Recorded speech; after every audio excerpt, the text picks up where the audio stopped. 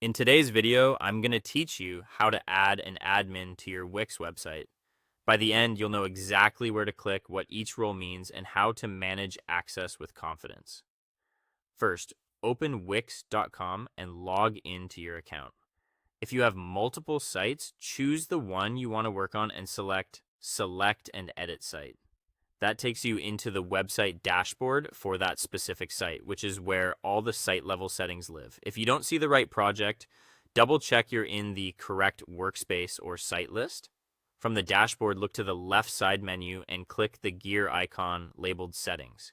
In the General section, open Roles and Permissions. Depending on your layout, it might be called Team and Roles, but it's the same area.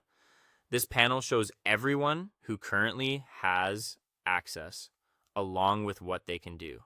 Think of this as your control center for collaborators. To add someone new, click Invite Collaborators or Add Collaborator.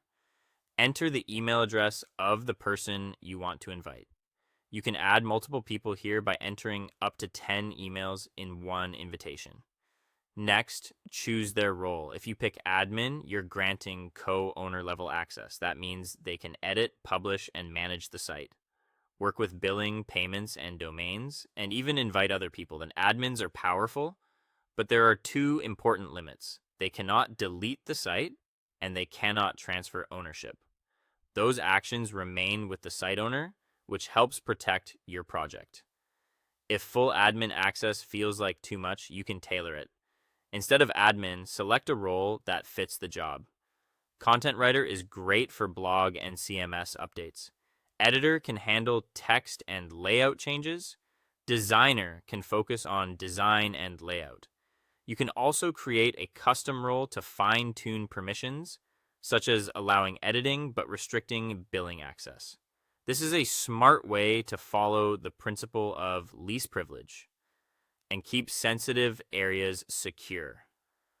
Once the role is set, click Send Invite.